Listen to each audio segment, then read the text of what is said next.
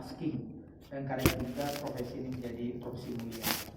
Dan kita tahu bahwa seorang profesional itu ditandai oleh bahwa kegiatan itu adalah menjadi bagian utama dari kehidupannya, baik dari sisi waktu dia untuk mengabdi, tapi juga dedikasinya dan juga penghasilan yang didapat dia adalah karena tugas profesional itu. Jadi nggak mungkin kita mengharapkan seorang profesional tapi gajinya 250.000 gitu ya. Itu ada yang hanya dengan terima kasih aja. Jadi berarti kadang-kadang kita lupa bahwa definisi profesional itu juga terkait dengan kompetensi, terkait dengan etik, tapi juga terkait dengan kesejahteraan mereka. Nah, kadang-kadang kita mendesak kepada beberapa yang lain tapi lupa betapa perlunya perhatian pada kesejahteraan guru ini. Nah, karena itu wajar kalau seorang profesional dia memelihara kompetensinya, yaitu seperangkat pengetahuan, tidak pengetahuan saja, juga keterampilan dan perilaku ya. Dan ini tiga hal ini yang harus dimiliki, dihayati dan dikuasai oleh guru dalam melaksanakan tugas profesional. ILO sejak tahun 66 mengatakan, karena ILO ini dia International Labour Organization ya, jadi organisasi buruh. Jadi di dalam organisasi buruh itu ada komponen yang memberikan perhatian pada guru. Dan tahun 66 itu sudah dikatakan bahwa yang perlu yang perlu diberikan perhatian pada guru kita adalah pertama mulai dari pelatihan awal dan diteruskan dengan continuous professional development. Rekrutmen itu penting sekali ya. Kemajuan dan profesi dalam berkarir itu dia sudah diterima baik di swasta maupun di negeri. Jaminan ya terhadap kepemilikan dia, terhadap identitas dia di dalam bertugas, prosedur kedisiplinan yang tentu memberdayakan ya, yang punya etika, pelayanan bagi mereka yang mau mengajar tapi tidak penuh waktu, apalagi perempuan-perempuan yang juga manajer rumah tangga, dia boleh memilih hari-hari tertentu atau melakukan, apalagi sekarang dengan distance learning bisa mengajar di rumah, itu juga dimungkinkan oleh sejak tahun 66. Belum ada waktu itu revolusi industri ini, benar-benar sudah dipikirkan bahwa paruh waktu itu adalah bagian penting dari kita mengurus guru. Nah, kemudian tentu bagaimana kondisi untuk membuat pembelajaran itu menjadi efektif, efisien ya, dan kemudian kebebasan dia mengeksekusi kompetensi profesionalnya itu di dalam kelas. Dialah rajanya, dialah yang menentukan bagaimana setiap anak yang dihadapi dengan latar belakang yang berbeda, kecepatan, bakat, minat, dan potensi belajar yang berbeda, itu di tangan seorang profesional itu bisa ditentukan strategi pembelajaran seperti apa. Dan kemudian tentu bagaimana mengawasi dan menilai mereka, bagaimana tanggung jawab dan hak dari guru, dan partisipasi dalam pengambilan keputusan, dan diberikan kesempatan untuk menegosiasikan karir mereka setiap jenjang, dan kemudian jaminan sosial yang memadai. Nah, karena itu dalam undang-undang kita dari tahun 66 itu diadopsi di undang-undang kita ya 2014, bahwa memang profesi guru itu memiliki bakat, minat, panggilan jiwa, dan idealisme. Jadi harus ada idealisme dari seorang calon guru atau guru ini. Tapi ini adalah untuk meningkatkan mutu pendidikan yang dalam awalnya kita sudah mengatakan bahwa keimanan, ketakwaan, dan akhlak mulia itu tidak bisa ditawar. Dan guru adalah orang pertama yang mendeliver ini.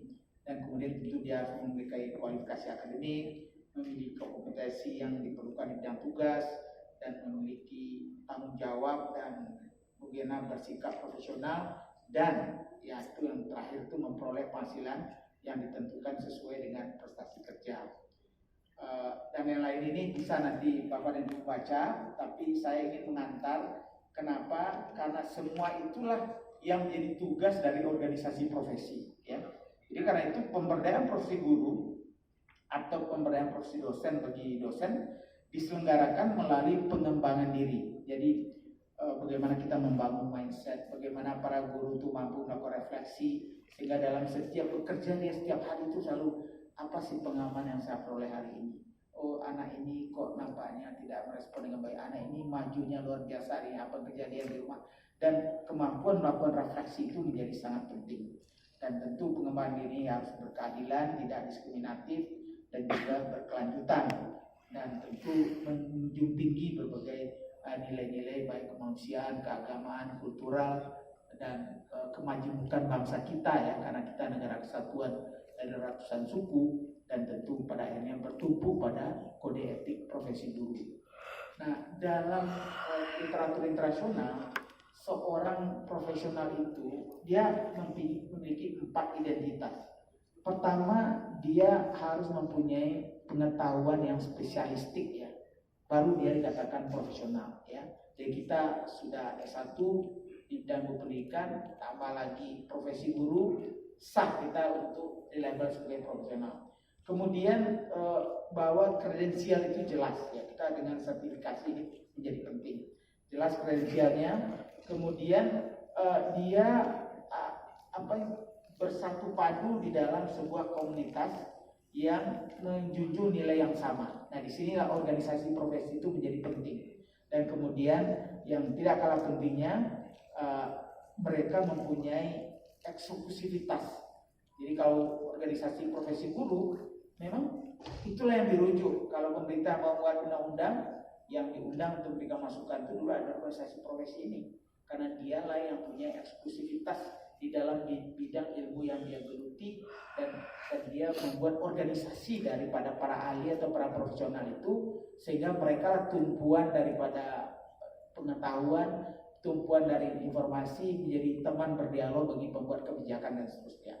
Nah, pertanyaan sekarang, apakah organisasi profesi kita sudah memerankan fungsi-fungsi yang diharapkan seperti ini? Nah, karena itu juga mereka berhak memperoleh penghasilan di atas kebutuhan hidup ya. Jadi bukan sekedar setara dengan kebutuhan hidup minimal atau KPM ya, yang sekarang menjadi dasar dari penetapan gaji itu, tapi profesi lebih dari itu. Itu ada, kemudian ditambah dengan dana-dana yang diperlukan untuk menjunjung hidup profesionalnya. Jadi kalau gaji UMR itu bagi kita itu baru basic. Kita punya deltanya, itulah seorang guru profesional. Nah, ini yang harus dihitung tiap tahun oleh pemerintah, bagaimana di atas kebutuhan yang UMR tadi itu untuk tenaga kerja biasa, tapi untuk guru yang profesional itu ada, sehingga kehidupan layaknya itu didukung, termasuk juga langganan jurnal, ikut konferensi dan seterusnya, dan mempunyai rencana untuk tahunan untuk melakukan continuous professional development. Nah, ini saya lewatin aja ya, bahwa cukup banyak. Nah, karena itu kalau kita lihat di ILO, di sini ada beberapa yang mau saya bagi. Jadi Prof. Nuno, di gaji ini memang menjadi vital. Kita kadang-kadang memang sedih ya melihat betapa guru kita minta dia melakukan segala hal untuk anak-anak bangsa ini, tapi dibayar sangat sederhana ya, dengan honor yang terbatas ya, dengan segala macam. Padahal gaji guru itu menurut ILO harus mencerminkan pentingnya guru dan fungsi pengajaran bagi masyarakat, dan semua tanggung jawab yang tanda kutip mendidik anak bangsa yang dibebankan pada mereka. Nah, Anda sebagai organisasi profesi guru harus memakai ini di dalam mensosialisasikan, berjuang segala macam. Jangan mundur, bahwa kalau ingin kita bangsa ini maju, dan itu garis terdepannya adalah para guru, semua harus menunjukkan sikap penghargaan kepada guru ini. Nah, itu dulu Pak Anies kan sempat membebaskan memberikan diskon kalau ke pesawat kapal segala macam. Kemudian kalau ada antrian tanya dulu, ada yang guru di sini, ayo silakan maju ke depan. Jadi itu adalah bentuk penghargaan, bukan untuk membeda-bedakan. Tapi kalau kita ingin mereka betul-betul memberikan dedikasi penuh bangun bangsa, harus ada upaya-upaya afirmasi untuk mendudukan mereka di tempat terhormat itu. Nah, jadi karena itu bandingkanlah gaji itu dengan pekerjaan lain ya. Kalau di Singapura itu setara dengan gaji manajer. Jadi di sana, di Finlandia segala macam, itu benchmarknya tidak lagi UMR plus, tapi berapa gaji manajer di perusahaan-perusahaan baik BUMN maupun di mana-mana, itu di benchmark, itulah gaji yang harus dimiliki oleh guru. Saya ingat waktu saya berkali-kali menjadi konsultan ke Cina, diceritakan dalam buku namanya Education for 1.4 million dari Dilanggi.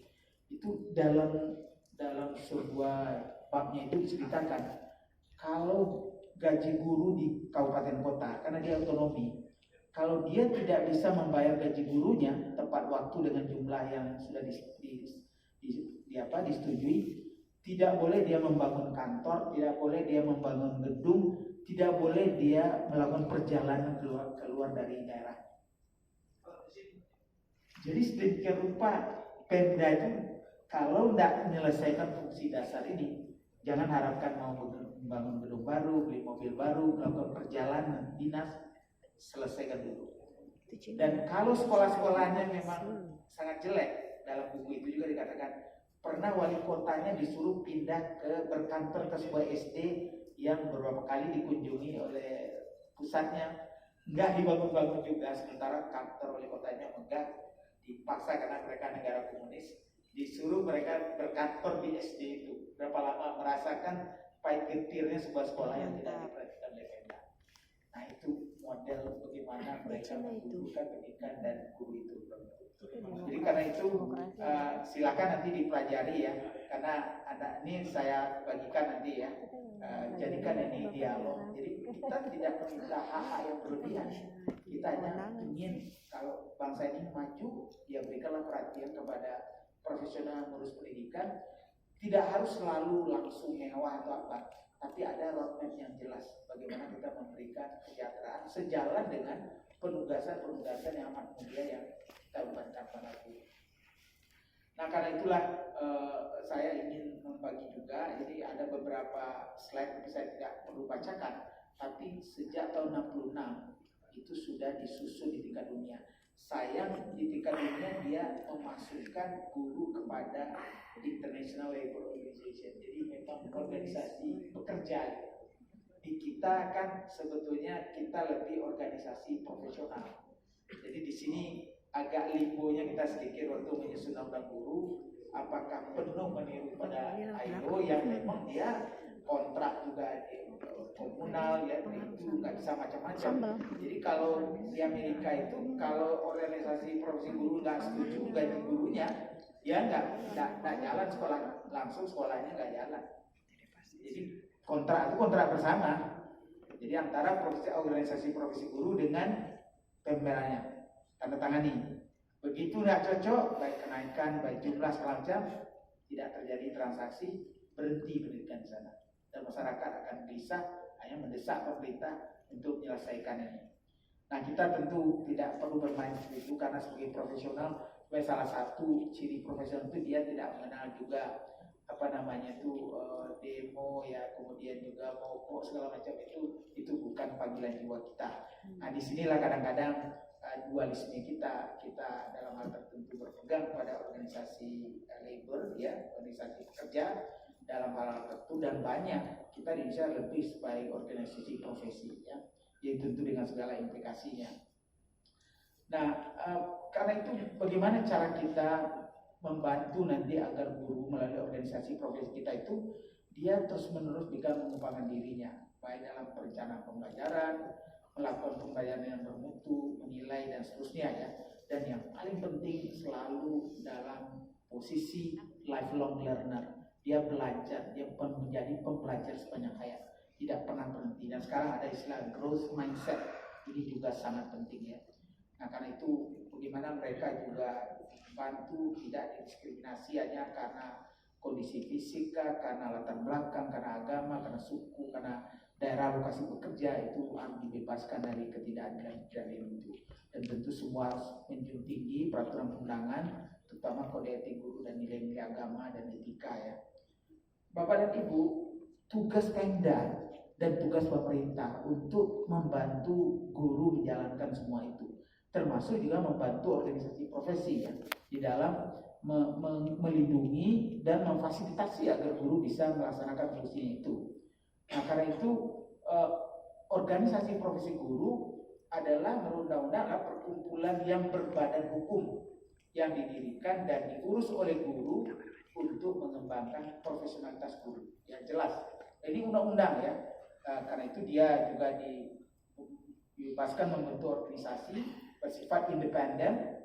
Ini bisa dalam dalam berbagai bentuk ya tujuannya, tapi juga semua guru wajib menjadi anggota organisasi profesi yang dia pilih, wajib. Jadi tidak boleh ada guru yang tidak mengikuti satupun organisasi profesi. Boleh lebih dari satu ya, tapi wajib dia menunjukkan. Nah kemudian bagaimana agar semua pihak membantu organisasi profesi ini? Apa tujuannya yang kita harapkan? Pertama, menetapkan dan menegakkan kode etik guru. Tolong lihat ada kode etik yang sudah dibangun oleh PGRI ya, kode etik guru, dan mungkin yang lain-lain ya, PGI, DSI dan seterusnya mungkin juga sudah punya, dan juga organisasi guru mata pelajaran mungkin juga melihat apakah mengambil saja dari yang sudah ada atau menambah dengan yang baru, silakan. Tapi jangan ada organisasi profesi yang pada akhirnya tidak bisa menunjukkan mana kode etik profesi yang ada di tempat mereka.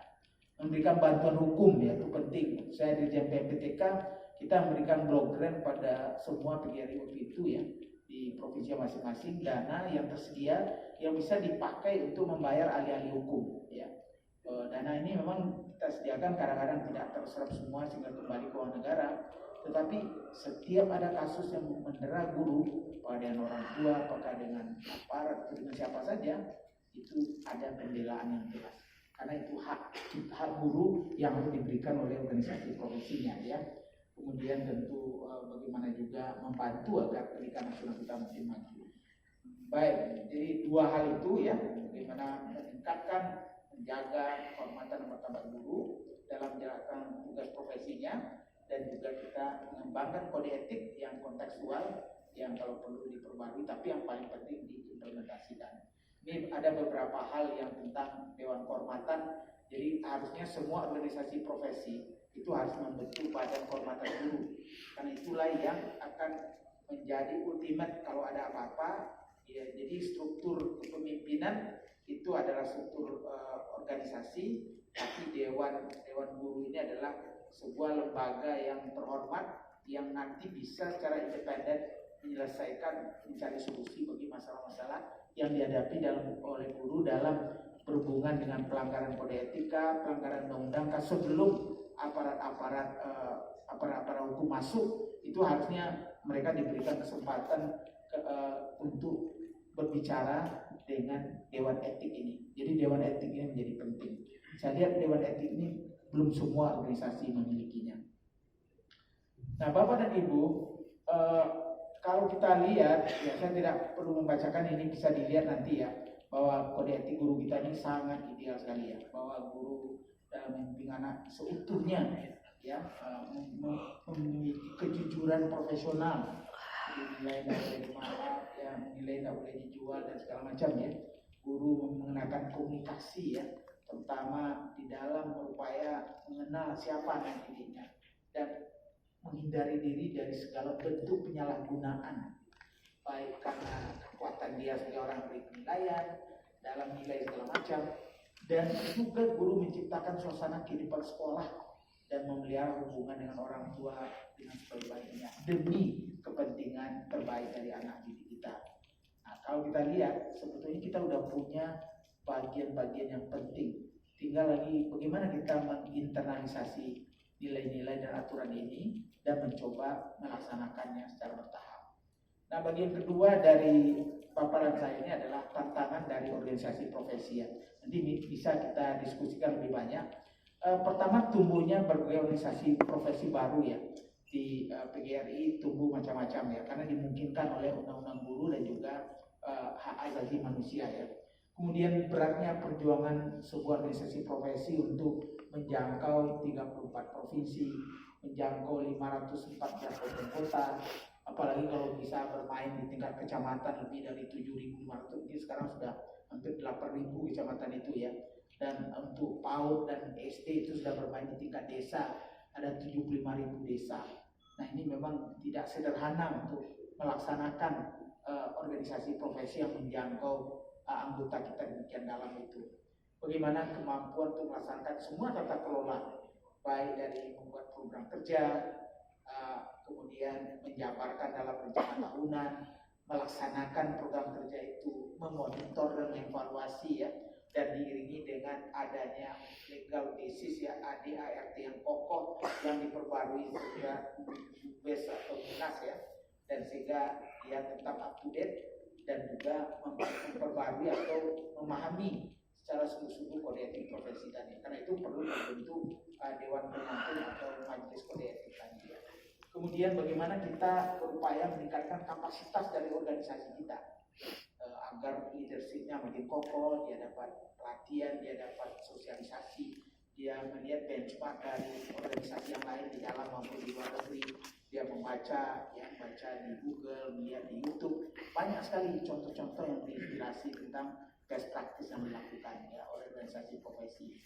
Tapi kita juga sadar tantangan lain dari organisasi profesi dan terbatasnya kemampuan dana, baik untuk membiayai keseluruhan operasional organisasi, apalagi di semua tingkatan tadi, membiayai program kerja ya, dan kemudian membiayai peningkatan kapasitas dari pengurus dan semua unit-unit, menghadiri forum-forum yang membawa pencerahan baik nasional maupun internasional, dan membiayai dukungan atau bantuan yang diperlukan oleh anggota bila ditimpa musibah, membiayai bantuan hukum yang diperlukan untuk membela anggota yang sedang menghadapi kasus hukum pada waktu mereka menjalankan profesinya ya. Nah, karena itu dalam undang-undang kita memang dikatakan tugas guru tadi, kenapa kita perlu memberikan dukungan yang demikian banyak, karena memang pendidikan adalah usaha sadar dan terencana yang hanya bisa dilakukan oleh seorang profesional. Untuk apa? Untuk mewujudkan suasana belajar dan proses pembelajaran agar peserta didik secara aktif. Nah, jadi rencana yang terpenting itu adalah untuk menciptakan suasana dulu, baru mewujudkan proses pembelajaran ya. Nah, agar peserta didik secara aktif mengembangkan potensi dirinya untuk apa? Untuk memiliki kekuatan spiritual keagamaan, ini yang pertama. Kemudian baru mampu mengendalikan diri, mampu mempunyai kepribadian, mempunyai kecerdasan yang majemuk, yang multiple, kemudian akhlak mulia, serta keterampilan yang diperlukan dirinya, masyarakat, bangsa, dan negara. Dan karena itu juga dalam pendidikan nasional memang tugas kita yang terpenting adalah berkembangnya potensi didik agar menjadi manusia beriman, bertawakal, mulia. Tapi yang sering lupa kita adalah sehat. Jadi UKGS itu menjadi penting. Saat ini sudah mulai melemah di kita padahal sehat itu sebelum dia berilmu, cakap, kreatif, mandiri itu harus dimiliki. Nah, mudah-mudahan Bapak dan Ibu dengan dua yang diminta oleh undang-undang tadi, guru menemukan di lorong panjang yang dia jalani ada titik cerah, ada cahaya yang jelas yang bersemangat dia untuk merangkak hari demi hari, minggu demi minggu, semester demi semester. Dan sekarang Mas Menteri mengatakan, mari kita upayakan SDM unggul yang dengan berbagai identitas yang sebetulnya sudah ada di undang-undang, dipertegas dengan berbagai tantangan terbaru. Nah, organisasi profesi perlu mendiskusikan ini, bagaimana caranya organisasi profesi memerankan agar tujuan bersama ini bisa kita capai. Jadi karena itu bagian terakhir, transformasi tata kelola dari organisasi profesi. Karena itu pastikan ADART-nya up to date ya. Setiap melakukan kongres atau musyawarah nasional selalu lihat apakah ADART kita masih relevan atau belum. Tidak harus dipaksa selalu berubah, tapi kita harus dengan kesadaran penuh untuk melihat karena ekonomi kita berubah cepat. Anak-anak yang generasi Z ini punya karakteristik yang berbeda, sistem pembelajaran berbeda, teknologi membuat kita berbeda banyak. Karena itu juga organisasi profesor menetapkan dasar hukum, mana yang nanti perkumpulan, mana yang berupa yayasan, mana nanti yang berbadan hukum untuk bisa berusaha dengan syarat-syarat sebuah usaha sehingga punya nomor pajak, bisa mendapat kontrak ya dari berbagai pihak. Jadi dalam organisasi profesi itu kadang-kadang ada tiga-tiga itu. Dia bisa perkumpulan, dia bisa bentuk dengan yayasan, tapi dia bisa juga membentuk unit-unit pengelola kegiatan. Apalagi kalau unit itu unit percetakan, jurnal, dan juga yang bisa mendatangkan uang ya, atau unit-unit pelatihan. Jadi karena itu tolong diperhatikan ya di dalam menjangkau. Dan kemudian struktur kepengurusan dan perkembangan organisasi harus bisa menjangkau, kalau bisa kita katakan kita nasional. Nah itu secara umum dikatakan oleh Kemenkumham bahwa kalau mau kita berlabel organisasi nasional itu separuh provinsi tambah 1 syaratnya. Jadi kalau belum 18, upayakan cari daerah yang masih mau untuk punya. Nah ini kadang-kadang tentu kita tidak bisa memaksakan ya. Ada yang kadang-kadang organisasi profesi guru bahasa Jerman ya. Mungkin dia beberapa di 3 provinsi, tidak apa-apa dulu, ya kan? Tapi kalau bisa di 3 provinsi itu coba bisakah ditunjukkan juga bahwa ada sejumlah kabupaten kota yang ikut dan mempunyai kepengurusan. Ini memang memerlukan strategi untuk mencapainya. Kemudian susunlah tata cara bagaimana SOP dalam kepengurusan itu dan upayakan aturan-aturan umum ya seperti ketua itu hanya boleh maksimal 2 kali baik berurutan maupun tidak ya, kecuali kalau kalau anggotanya bersepakat dengan merubah undang-undang dasarnya ya ADART-nya. Tapi secara umum itu biasanya 2 kali ya, supaya tidak terjadi perebutan yang tidak perlu. Kemudian dalam setiap kongres dan musyawarah itu tetap harus ada garis-garis haluan besar program yang dimandatkan kepada pengurus baru, dan pengurus baru harus melaksanakan itu dulu, menjabarkan itu, boleh menambah dengan ide-ide pengurus, tapi yang dimandatkan oleh kongres itu harus dipertanggungjawabkan untuk bisa dilaksanakan. Nah, sebuah organisasi profesi selalu menyiapkan kaderisasi kepemimpinan. Jadi leveling berdasarkan umur, berdasarkan pengalaman sudah menjabat apa saja, sehingga nanti kalau ada beberapa orang calon ketua dia sudah punya pengalaman di bidang atau di daerah, kombinasi dan seterusnya. Kaderisasi ini menjadi penting. Inilah yang membuat organisasi profesi itu akan berjalan dan berkembang terus. Nah, kemudian selalu lakukan talent mapping ya. Jadi selalu ada anak-anak muda di antara kita itu yang punya bakat, minat dan potensi. Nah, walaupun dia masih pemula, tapi kita dengan roadmap tertentu yang nanti diteruskan dari satu pengurus ke pengurus lain, 15 tahun atau 10 tahun kita udah punya calon-calon yang akan menggantikan yang senior-senior. Dan kemudian sebuah organisasi profesi yang baik selalu berupaya melaksanakan forum ilmiah tahunan. Upayakan ya, paling tidak sekali setahun. Saya lihat ada beberapa kali dalam tahun ya, workshop tematik ya, apalagi dengan sekarang ada guru penggerak ya, sekolah penggerak segala macam. Mudah-mudahan itu bisa dikapitalisasi. Saya tanya pada Pak Sus tadi, kalau organisasi penggerak yang bagus boleh enggak menjadi organisasi profesi, boleh enggak menjadi organisasi penggerak? Sebenarnya sangat mungkin. Dan kalau organisasi penggerak dia berhak untuk bidding program pemerintah, dia bisa menjadi kontraktor pelatihan dan seterusnya. Nah, jadi itu kan bisa kita kembangkan.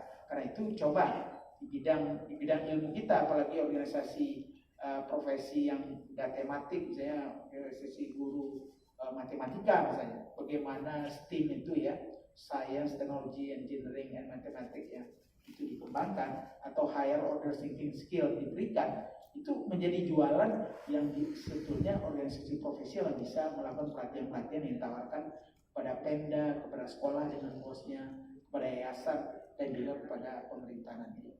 Nah, hal yang mungkin perlu kita bangun walaupun sulit, karena tadi gaji guru memang masih banyak yang terbatas ya, walaupun sekarang sebagian yang sudah menerima tunjangan profesi sudah agak lumayan ya, apalagi dia PNS dapat tunjangan profesi. Jadi ini benchmarknya sudah agak lebih baik. Karena itu kemandiriannya perlu dibangun. Jadi ada banyak sekecil apapun, jadi mereka harus iuran profesi ini penting. Nah biasanya kalau kami dikaitkan, jadi kalau sebuah cabang punya anggota sekian, ini nanti per anggota berapa bayar, dikumpulkan cabang kalau dia mau dapat memberikan suara, dia harus selesai pembayarannya dulu. Jadi setiap kita melakukan musyawarah besar ini, itu dicek dulu. Yang punya suara sudah bayar, kalau tidak bayar, tidak dapat suara. Jadi akhirnya semua harus bayar. Jadi cabangnya meraih-raih anggotanya segala macam. Kadang-kadang ada yang bersubsidi, ada yang mampu bayarkan, tidak mampu, sehingga kebutuhan minimal itu tetap bisa dipenuhi. Nah, saya nggak tahu di guru gimana kira-kira, ya, paling tidak yang sudah punya profesi mana tahu bisa membantu ya sehingga organisasi ini bisa kita gerakkan. Terakhir sekali, gimana caranya seorang pemimpin di organisasi profesi ini bisa menggerakkan? Pertama, untuk bisa melakukan transformasi, seorang pemimpin itu dia harus mampu memimpin dirinya dulu sebelum memimpin orang lainnya. Karena itu dia perlu selalu mengenal saya ini siapa, apa dia kebiasaan saya yang baik, apa hal-hal yang menurut orang lain atau saya sendiri tahu ini kelemahan saya. Perlu melakukan refleksi terhadap diri sendiri, kemudian bagaimana cara kita mengatur dan mengontrol diri. Karena itu jadi pemimpin itu memang ya jadilah diri sendiri, jangan dipaksa-paksa karena ada buku kepemimpinan atau ada biografi yang buat kita merasa wah ini saya akan tiru ini. Tapi ini peniruan itu juga harus dari jati diri kita sendiri. Jadi jadilah diri kita sendiri, jangan terlalu mengeluh-elukan kelebihan-kelebihan kita, ya, sehingga akhirnya kita lupa bahwa kemajuan itu dicapai karena bersama. Dan kemudian kalau kita tahu kelebihan dan kelemahan kita, kita selalu sadar bahwa oh ini kelemahan saya harus hati-hati, ini kelebihan saya ini, tapi saya tidak boleh arogan ini. Foto-fotonya juga. Nah, orang yang menjadi leader dari organisasi profesi itu kayaknya nggak bikin lagi yang tahun kemarin. Kalau dia ingin berhasil, dia bisa dianggap sebagai teman oleh anggotanya, ya. Kemudian dia bisa menjadi sahabat. Jadi kadang-kadang tidak selalu kecanggihannya dalam memimpin, tapi orang yang siap bersahabat dengan yang dipimpinnya. Apalagi kalau dia bisa memberi semangat, ya, dia bertemu dengan pimpinannya, anak buahnya semangat atau kepala bidang, kepala seksinya, dapat inspirasi baru, dapat semangat baru, apalagi kalau diberi mentor, ya. Jadi mentoring, ya, kadang-kadang mungkin coaching untuk hal-hal tertentu. Nah, karena itu juga kepatuhan dari anggota itu pertama memang karena kewajiban, ya, bisa, tapi bisa juga karena dia senang dengan pemimpin itu, baik kepribadiannya, kekuatannya, akhlaknya. Apalagi kalau kita jelas-jelas dari awal bahwa yang kita kerjakan itu adalah demi kemaslahatan bersama, demi tujuan bersama. Nah, itu akan merekat semua orang. Apalagi kalau dia tahu kita itu selalu siap menjadi solusi dari masalah besar yang dihadapi mereka. Kemudian kalau dia memahami sepenuhnya bagaimana keberadaan organisasi, siapa kita sebagai pemimpin, dan dia adalah bagian dari perjuangan bersama tadi. Tapi juga karena kalau mereka memahami siapa organisasi kita, siapa pemimpin, dan percaya kepada nilai-nilai yang kita perjuangkan, baik dari sudut agama, sudut moral, sudut kultural, ya, sudut profesional, kalau dia percaya yang diperjuangkan itu sejalan dengan apa yang dipikirkan, dia akan patuh berbaris dan siap berjuang untuk melaksanakan apa yang diharapkan dilaksanakan oleh organisasi profesi ini. Karena itu selalulah belajar dari orang yang memimpin atau dari tipe-tipe kepemimpinan, belajar penting, ya. Selalu berupaya untuk meningkatkan pengetahuan dan kompetensi, karena itu yang membantu kita memimpin organisasi profesi kita. Harus punya kepercayaan diri yang kuat, selalu siap dan rela untuk mengambil tugas yang lebih daripada yang lain. Jadi kalau ada tugas-tugas yang belum jelas, jangan pemimpin yang pertama dulu, saya sibuk nih, jangan dibantu-bantu lagi. Dia yang harus menjadi orang yang menunjukkan dia siap untuk ada tugas yang diperlukan. Nanti kadang-kadang temannya atau anak buahnya katakan, Pak Ketua kan sudah terlalu banyak, biar saya yang ngambil alih. Nah, itu hal-hal yang biasanya sangat ditunggu oleh anggota tim, ya. Bagaimana kerelaan dan selalu siap dari pemimpin itu mengambil tugas atau peran yang lebih besar. Selalu mau berbagi dan selalu siap menjadi pendengar yang baik. Ini yang paling sulit. Pemimpin biasanya kalau udah memimpin susah sekali mendengar. Dia mau bicara terus. Jadi selalu kontrol diri. Bisa nggak kita menjadi pendengar yang baik? Jadi mudah-mudahan sebarkan energi positif selalu ke lingkungan, proaktif dalam menghadapi berbagai hal. Jangan tunggu dulu udah jadi masalah baru menyelesaikannya. Siap mendelegasi kewenangan secara penuh, ya. Jadi kalau kita percaya itu jangan lagi diragukan, apalagi jangan suudon terhadap orang yang kita beri tugas, ya.